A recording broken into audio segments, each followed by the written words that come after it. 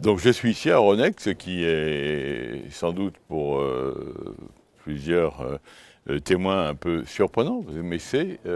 parce que la région Île-de-France maintenant a décidé de se financer en grande partie par des émissions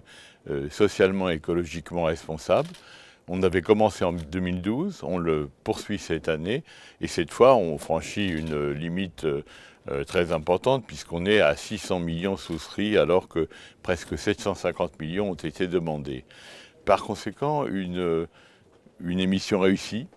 avec le soutien de 3 grandes banques de la place, avec le soutien bien sûr des investisseurs qui se sont portés sur l'investissement socialement et écologiquement responsable, ce qui nous permettra de financer presque les 4/5 de notre emprunt de l'année et le consacrer bien sûr à ceux qui relèvent de ces critères écologiques et sociaux, notamment le transport, les tramways, la poursuite du fameux T3, la préparation du Grand Paris Express, le logement social et tout ce qui concerne les économies d'énergie, les lycées, les centres de formation et d'apprentissage, le tout avec toujours le souci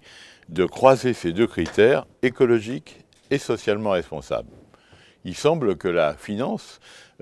soit dans l'approbation de ce type de processus et que donc on peut penser qu'on peut faire de la finance autrement tout en étant très sérieux pour le financement des investissements qui dans notre région sont un peu la garantie de la croissance future.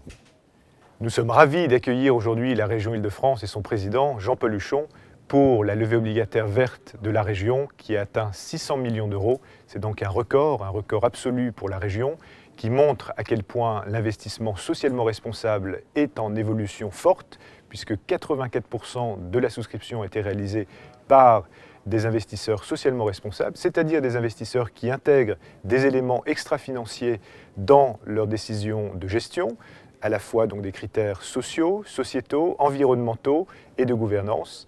C'est donc une illustration de la façon dont la bourse peut aider à la fois les émetteurs corporate, mais également les institutions à diversifier leurs sources de financement. C'est donc une illustration parfaite du financement de l'économie réelle telle que nous souhaitons la développer au cours des prochaines années. Merci.